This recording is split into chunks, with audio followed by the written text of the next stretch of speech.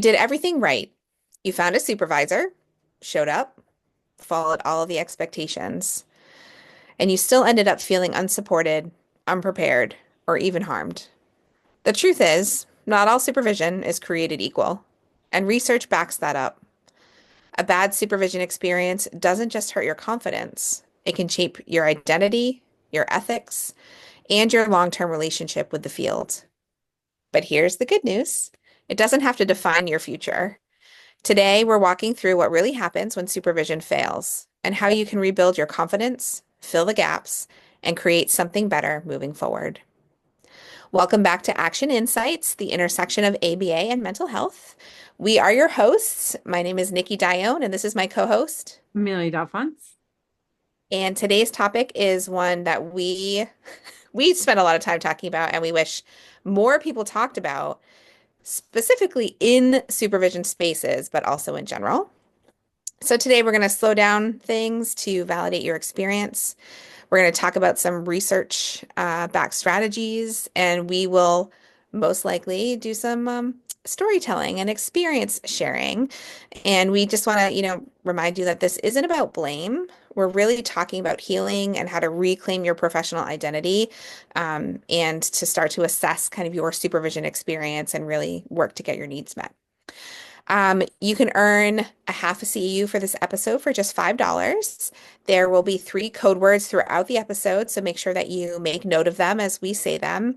And to earn your CEUs, you'll just click the link in the description, purchase access, and then enter the 3 code words to complete the quiz, and then you'll have your certificate available to you. And in light of that, our first code word for today is support. Our first code word is support, because we're really spending some time talking today about why supervision support is important and necessary in the development, of us as BCBAs and getting our needs met and everything like that. Supervision is such an important part of our experience.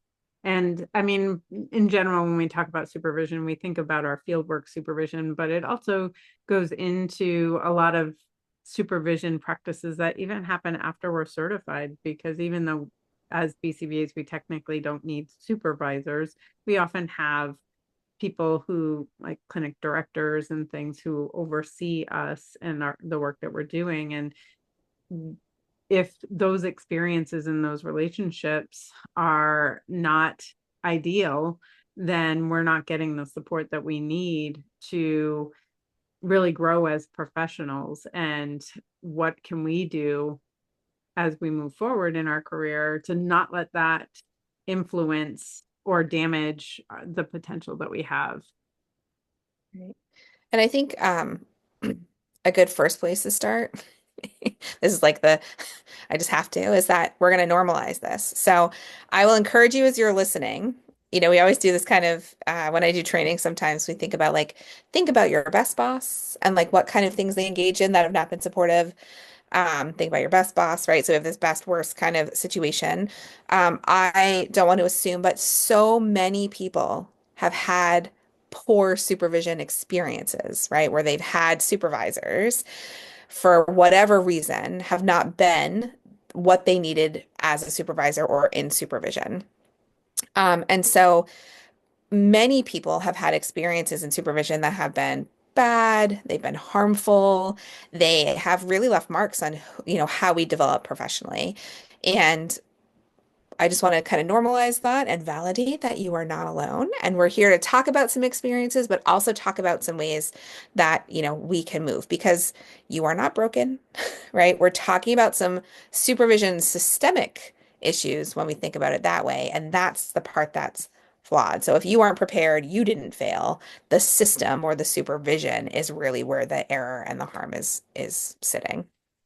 Yeah. And I mean, sometimes you can have a good decent supervisor that just has a moment where they kind of fail you, or sometimes just in general the relationship isn't the best.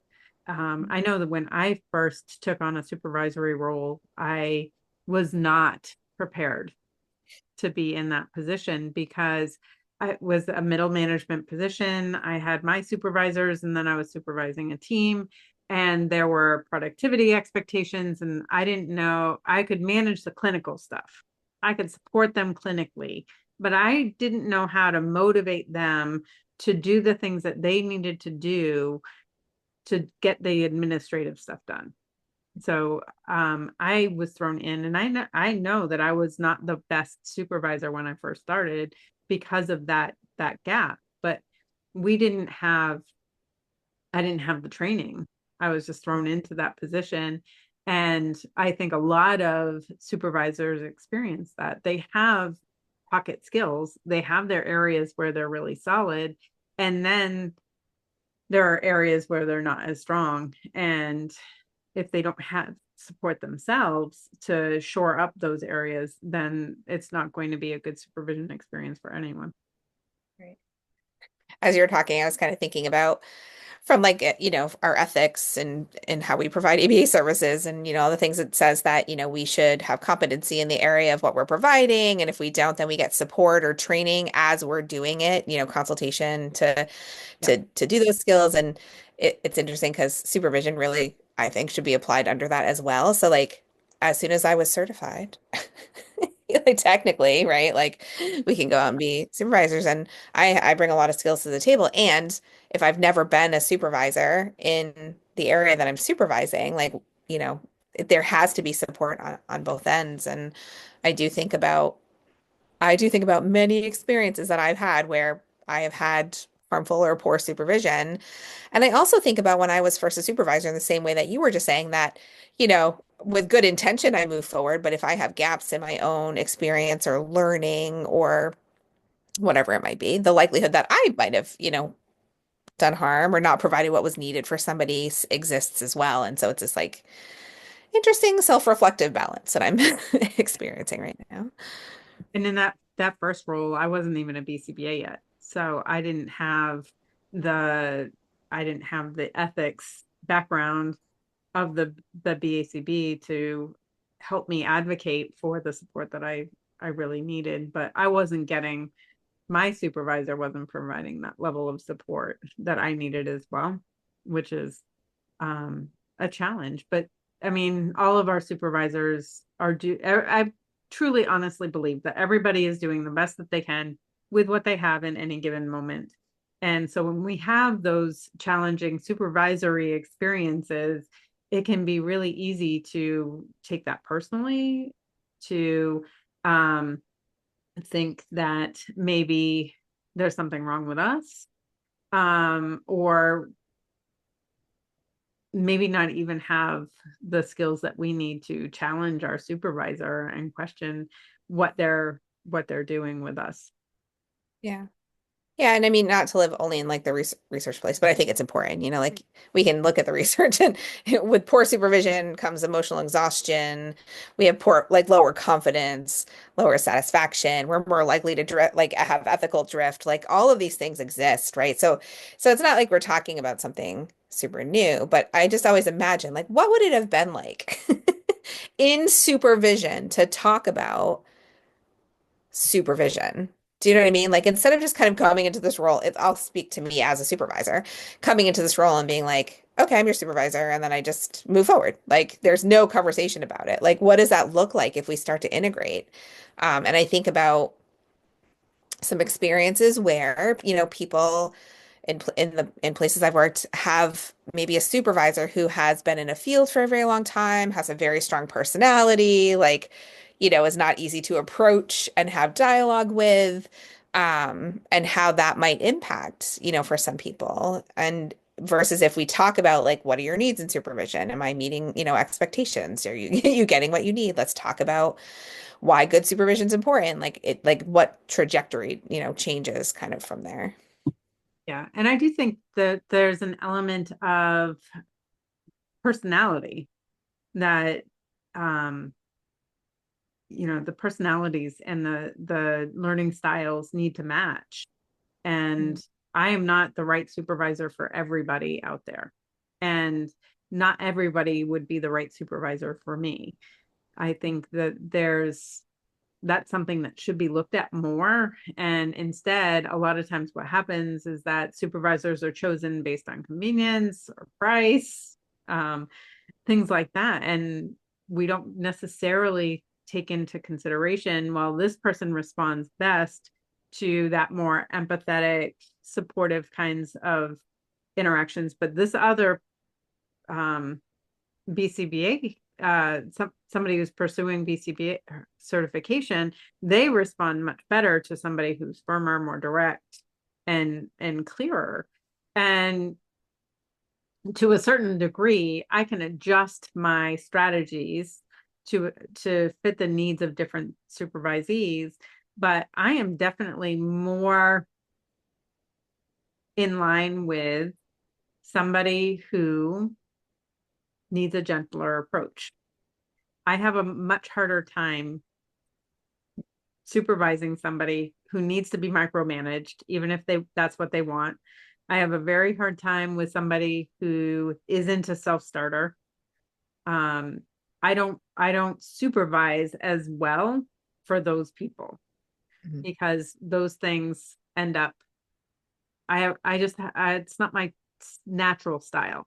I can do it, and I can do it in a caring way. I don't think that I actively cause harm when I'm working with somebody who needs that, but I don't think that I am the best supervisor for that person necessarily. Right. Yeah, and you're right. It's about good fit and relationship, right? And so I think that I would say the same for me. Like as a supervisor, I think I can adjust in some ways. You would have struggled supervising me, not having like needing, I'm not a self-starter. The ADHD struggle is real. But like thinking about, sure, I can adjust certain things, but you're right. There are some situations where I might not be the best supervisor. I think that that's like one kind of category is the wrong word, but kind of topic of supervision. And then there's the second topic of like when we have like harm being done, when we have really bad fits of supervision, when we feel stuck or when like when we don't know what our options are, like that is what really sits. Like when I think about the poor experiences I've had in supervision, right? Would be where maybe I express a need or I fear and I feel powerless because my supervisor just like refuses to listen to it or doesn't see the value in it. Or I, can think of an experience where I had with a supervisor where we were in a session with, you know, I'm learning and all the things, and this supervisor is a little more punishment based than I appreciate. Did a lot of hand over hand and compliance based work, and like I didn't feel great about how some sessions went. Yeah. And luckily, I had been in my mental health field for a very long time. So my ability to advocate for myself looked different than it would have if that supervision had happened even 5 or 7 years prior. Um, to be able to say like, I don't like what's happening, and then having this kind of like conflict about like, aren't there other reinforcement based or like environmental adjustments we can make versus like where the supervisor sat and was like, nope, they just need to comply. Like that, I set up an expectation, compliance needs to happen. And like, I can't even imagine if I was, new or didn't have those advocacy skills, like how, like that still felt harmful to me in supervision. And I was able to just kind of do what I needed to like manage the situation moving forward. But like if I didn't have those like skills or the ability to say no thanks, like how much more harmful that could have been for me and for the client, right? Like so like kind of thinking about those situations are kind of where I think. Yeah, I definitely can relate to that because my background was in early childhood education and I didn't have a lot of experience with children with disabilities. I was a preschool teacher. I was teaching Head Start, and we had children with IEPs in our class, but none of them had received a diagnosis yet. We were pretty sure that one kid was autistic, just given his characteristics and the challenges that he was displaying. But I didn't know anything about autism then, nothing. And then when I went into the field and decided to pursue my certification, my supervisor was very rigid, very compliance based, and it didn't align with what I knew about education. But when I questioned it, I was told this is how autistics learn. This is what autistics need. And I didn't know any better. I just thought that this was the way that we had to do it. And I mean, when you're in class and you're learning the functions of behavior, and then your supervisor is reinforcing, you know, uh, extinction, and Mhm. the science seems to line up with what you're being told, even if it doesn't align with your values, you're put in a really tough situation where you feel obligated to do things that you don't feel comfortable doing. Mhm. At least that was for me, because I didn't have the same background that you had, because I was coming from something that I thought was completely different. Because when you're teaching a group of preschoolers, it's very different than working one on one with a 9-year-old autistic kid in the community. Yeah. So, And I'm hoping I'm not speaking for you, so you can, but like what I'm hearing too is, we think about these soft skills that as supervisors, I think is important for us to integrate and self-advocacy. I've said this before, anything that starts with a self and a hyphen, we're just gonna say like it's a soft skill, right? Self-compassion, self-efficacy. So advocating for yourself, like, oh, that's a skill that some people have to learn, right? Some people can speak up, but not effectively be able to get their needs met. Some people don't speak up, and like there's just a whole mix. And I think unfortunately, because I think you and I've had some similar experiences, and in our past that like it's hard when you're in that situation, especially being new in a field or new in a position or just new or feeling like somebody has more experience and it's hard to say no thank you or I don't agree, to say that can be really hard. And so then I just think about even before, when I first started, I used to live in another state and I had a supervisor, and I had one supervisor who was like super nice, like would problem solve anything, super supportive, but my main supervisor was not that way. And I was like a brand new, like, you know, baby out of my bachelor's level program, like needing guidance and to learn skills, and was in a milieu with adults, and it was just a very different experience. And I felt so much stress and anxiety going to work every day because I wasn't sure that I was going to learn the skills I needed to or get the support I needed. And I didn't know how to ask for it because I was worried about the response I was going to get. Right. So, I even think back to those times. Like, I was not a good advocate for myself. I'm always a good advocate social justice for other people. But when it came to what I needed, right, like that was really hard. And I think that we probably all have had those experiences of, being in situations where we maybe don't agree with or feel really burnt out or emotionally exhausted. And I know this isn't helpful, but like kind of thinking about if I've had those experiences, I can't change it because they have happened already, unless somebody develops a time machine. Let me know. right? Me Um, too, because that would be fun. Definitely right? let us know in the comments if you've invented a time machine. Well, we're so besties. Um, but what we do now is, as we start to think about, and I encourage you, as you're listening, like as you start to think about these supervision experiences you've had, like what works really well for you, because we want to keep doing that. Are there gaps where we're not sure what might work really well for us or what's missing? So how do we start to assess that? And because I can't change the past, how do I start moving forward to get my needs met? Um, and so, which brings us to our second code word, which is anchor. So our second code word is anchor. And the reason that we chose that second code word is because, like you have kind of a shaky start and we need to stabilize, right? Anchors stabilize boats. Theoretically, when you anchor into something, we talk about this in the mental health field a lot, you're anchoring into something, it creates stability and support. So like thinking about like we all probably have experienced poor supervision relationships or experiences in supervision. How do we start to like think forward or think about how we get our needs met? If I'm not a good advocate for myself, like how do I start to like develop those skills to be able to say, no, thank you, or I don't agree with this, or here's what I need that I'm not getting, not getting met. Yeah. And I mean, so I've done a lot of work on this. myself personally because I have had some challenging supervision experiences, but there's still moments that I kind of still hold on to. Um, and it's hard for me to let those moments go. But what I've done generally is, and this is based on the research and things that I've learned that are effective in kind of trying to overcome some of this, is to one, diffuse. This is kind of act in action. Diffuse and recognize that your supervision experience isn't you, and that you're not connected to all of the things that maybe you were told, or that that was an experience that you had, but it's not who you are.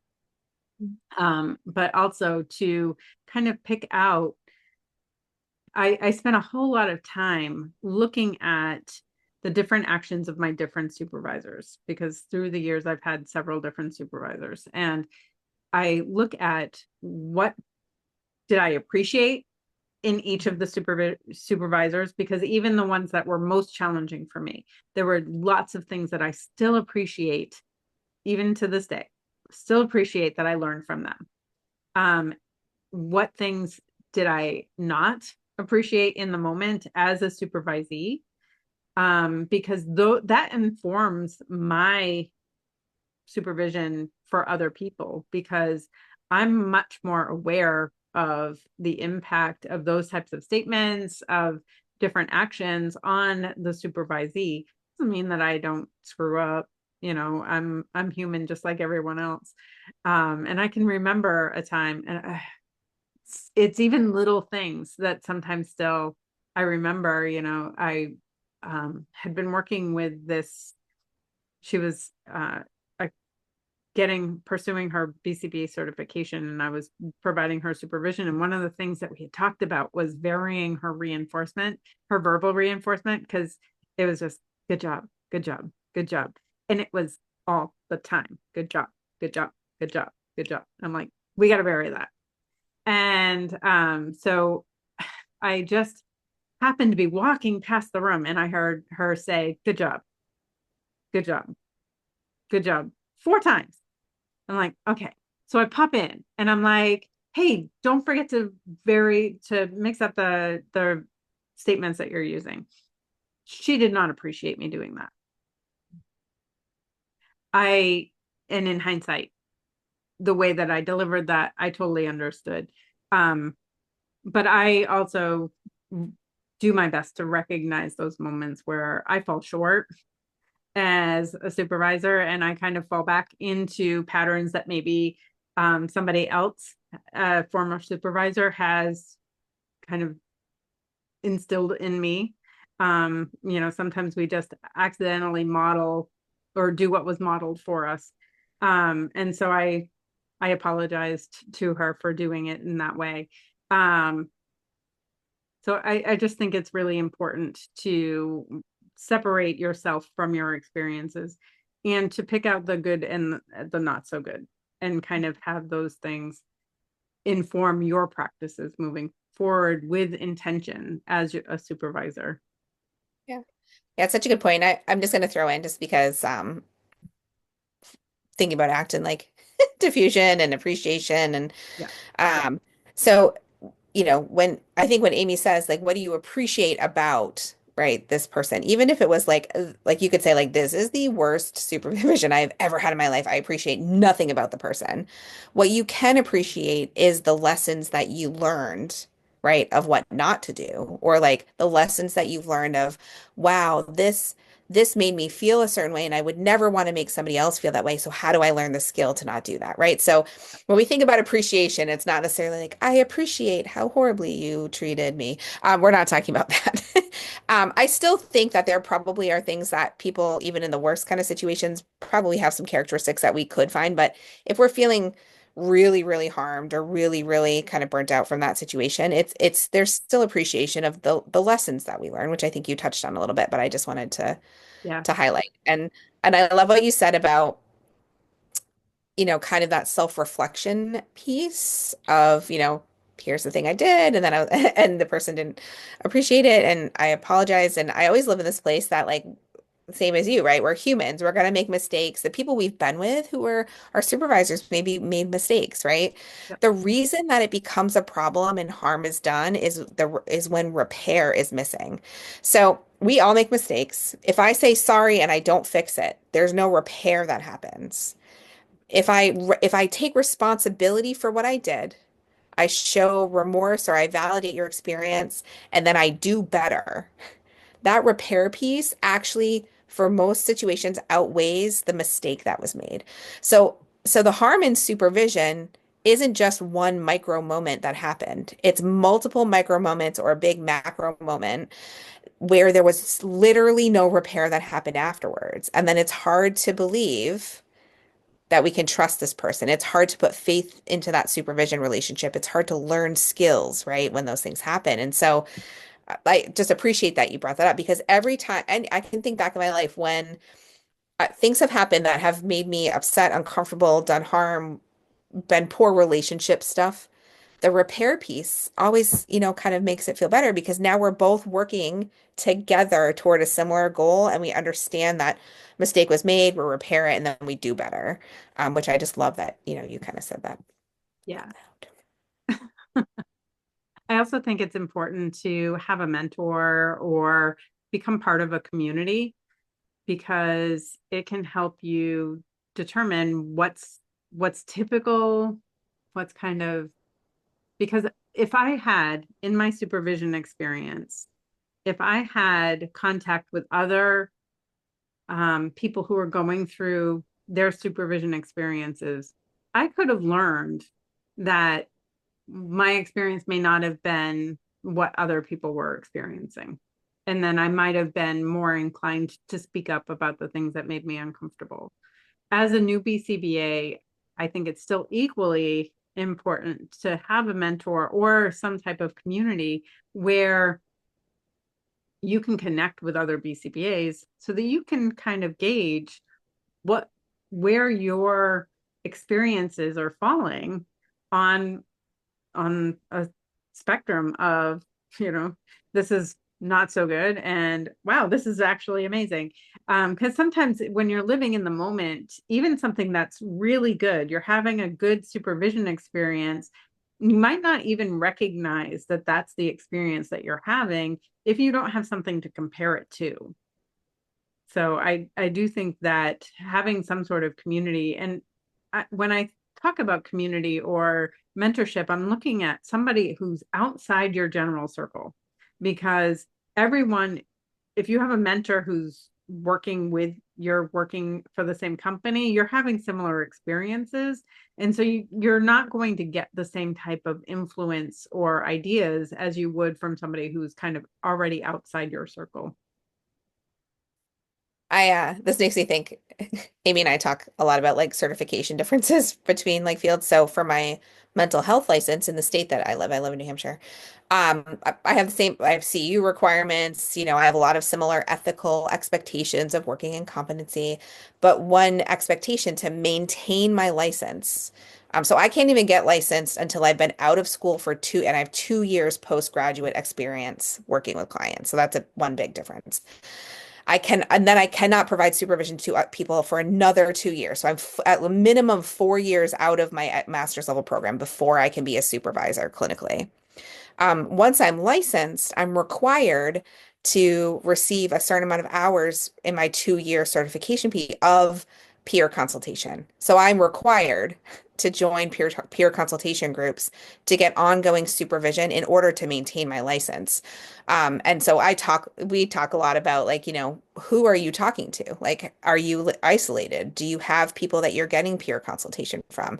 Are you getting peer consultation from people who have different levels and varying experience for you? And that's where supervision starts to be, not that it hasn't been before, but really kind of contributes to this meaningful development of who we are as professionals and supervisors. And so I totally buy what Amy's selling right now. Just kidding. About, being in that place. And the other part is what it does is it keeps us honest and it allows for us to like continue to develop skills, which leads us to our third code word, which is reclaim, right? So our third code word is reclaim. So there are many things, but one thing that peer supervision or finding your community allows you to do is to start to reclaim your confidence, find your voice, really determine your path, continue to build skills, right? So if we've had these poor experiences, we get to kind of reclaim and redefine how we move forward in supervision, which is such a cool, empowering place to be.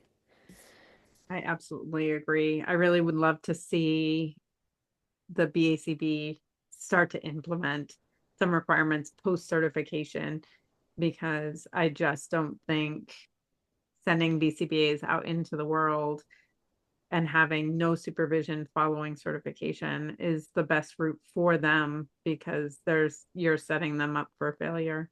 When I first graduated, there was no minimum requirement. From day one, once I got my certification, I was qualified to provide supervision to people pursuing their certification. That's a scary place to be because I had so much to learn in that time. Yeah. But I do want to thank all of you for joining us, especially the ones that are doing the hard work and who have had some challenging experiences. I hope that you have been able to develop some ideas for how you can move beyond that, or maybe this will benefit your supervision that you're providing to others. And next time we're going to explore how the commodification of ABA may be contributing to the ethical drift that seems to be happening in the field. So I can't wait to talk about that. That one is a hot button topic for me. It will get me fired up for sure. Thank you. Thanks, everyone.